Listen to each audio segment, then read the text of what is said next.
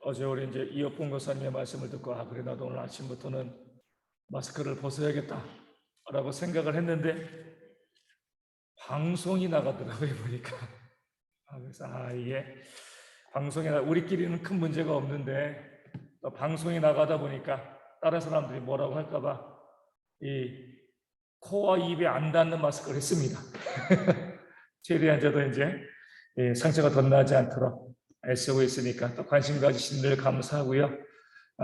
뭐 빨리 코로나가 끝나가지고 우리 모두가 마스크 없이 함께 예배할 수 있는 그런 날들이 속히 올 수 있도록 또 많이 기도해 주시면 감사하겠습니다. 292장 함께 찬송하도록 하겠습니다. 찬송가 292장입니다. 292장 함께 찬송합니다. 주 없이 살 수 없네 죄인의 구주여 그 귀한 몸의 피로 날 구속하소서 구주의 사랑으로 들리신 보혈이 내 소망 나의 위로 내 영광 됩니다. 주 없이 살 수 없네 나 혼자 못 서리 힘없고 부족하며 지혜도 없도다.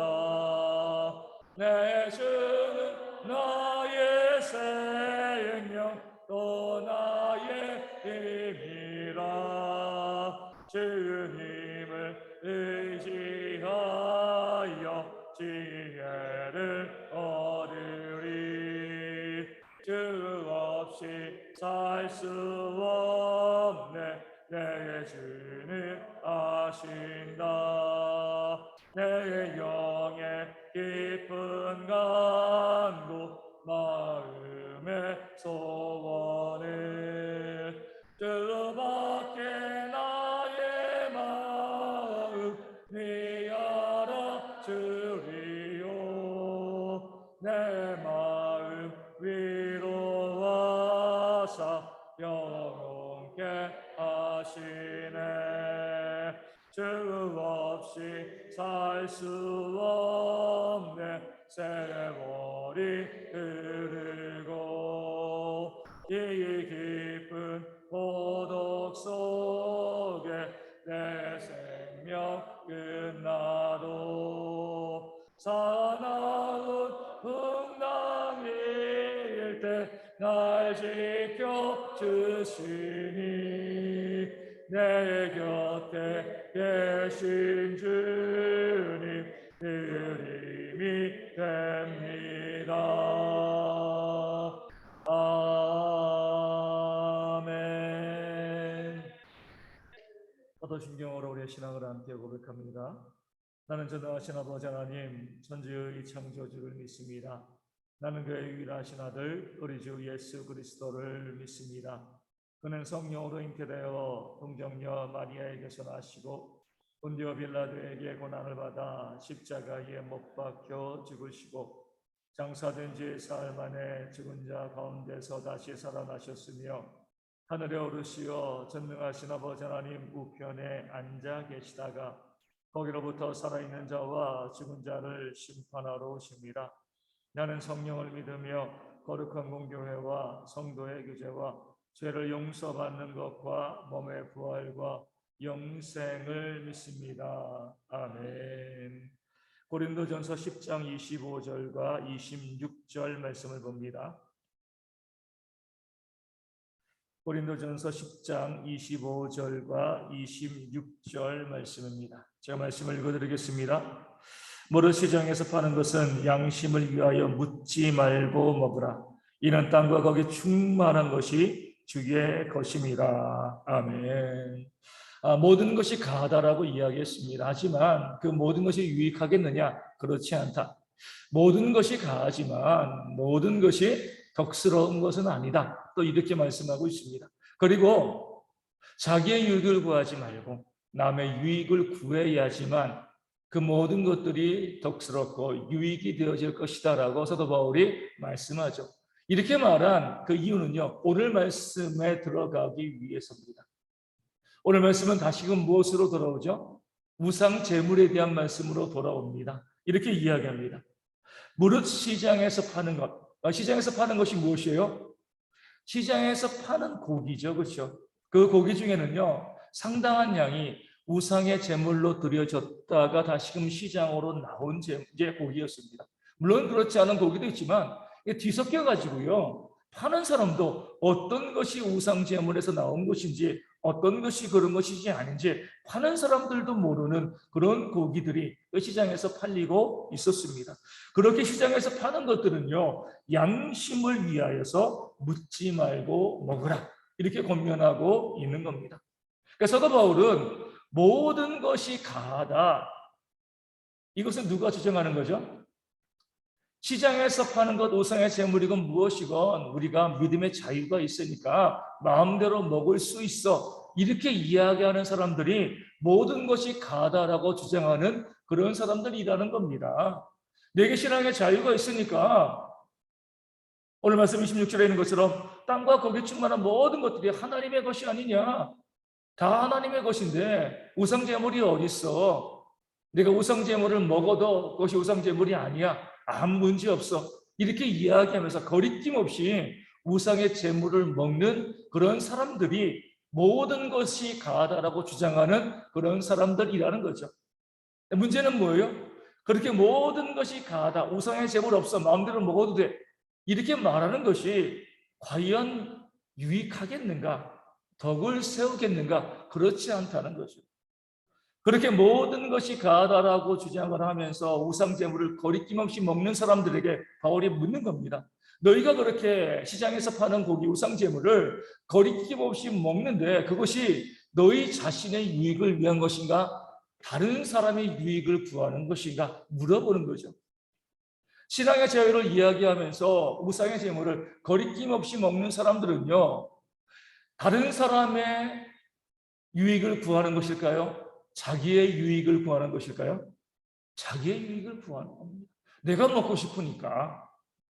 또 내게 이런 신앙의 자유가 있다는 것을요, 다른 사람에게 자랑하고 싶은 그런 마음이 있는 겁니다.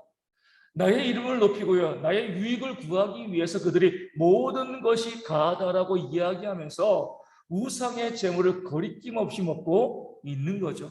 그러할 때에 뭐예요? 한편에서는요, 이제 막 신앙이 자라면서 교회에 들어와서 야, 우리가 우상제물 먹는 것이 죄가 아닐까?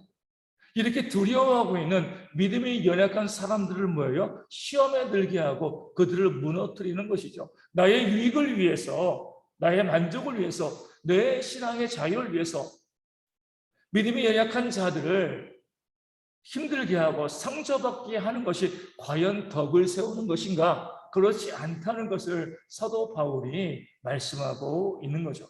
그런 면에서 시장에 파는 모든 것들 너희가 양심을 위하여 묻지 말고 먹으라, 이렇게 이야기하는 것은 누구를 위한 말씀이죠? 믿음이 연약한 자들을 위한 말씀입니다. 너희가 아직까지 믿음이 연약해서 시장에서 파는 그 고기를 우상의 제물인 줄 알고 먹게 되어지면 너희 양심이 상할 것이 아니냐. 너희가 고기를 파는 사람들에게 가서 이것이 우상 제물입니까? 아닙니까? 이렇게 물어봐도 그들도 모른다는 거예요. 그런 상황 가운데서 고기를 사 먹으면 얼마나 양심이 찜찜하겠습니까? 이게 우상의 제물 아니라고 이야기했는데 우상 제물일 수도 있는 거거든요. 그렇게 되어지면 고기를 못 먹는 거잖아요. 그러니까 신앙에 그 양심에 걸리는 거죠. 그렇기 때문에 바울이 믿음이 약한 자들의 유익을 구하면서 그들에게 이야기하는 겁니다. 시장에서 파는 것들은 너희의 양심을 위하여서, 그 양심이 거리끼지 말라는 거죠. 양심을 위해서 뭐예요? 묻지 말고 먹으라는 거예요. 이것이 우상의 제물인지 아닌지 묻지 말라는 겁니다. 그들도 모르는 거고 그들이 속일 수도 있는 거 아니냐. 묻지 말라. 땅과 거기에 충만한 모든 것들이 하나님의 것이 아니냐, 이렇게 이야기하죠. 바울이 이야기하는 말은 이겁니다. 시장에서 파는 고기를 이것이 우상의 제물인가 아닌가 따지지 말라는 거죠. 무엇을 따지라는 거예요? 하나님의 소유된, 하나님께서 이 땅과 거기 충만한 모든 것들의 소유이기 때문에 하나님의 창조물, 하나님의 피조물인 줄 알고 말씀에 순종함으로 먹으라는 겁니다.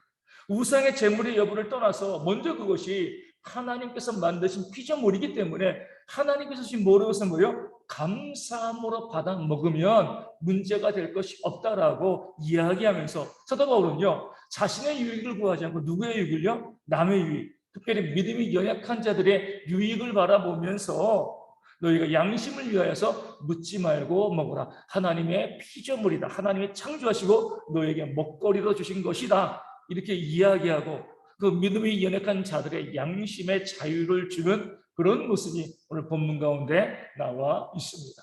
이것이 바로요, 이 초대교회부터 이어져 온 신앙 공동체의 좋은 이 규례, 또 좋은 모습입니다. 항상 누구를 먼저 생각하는 거예요?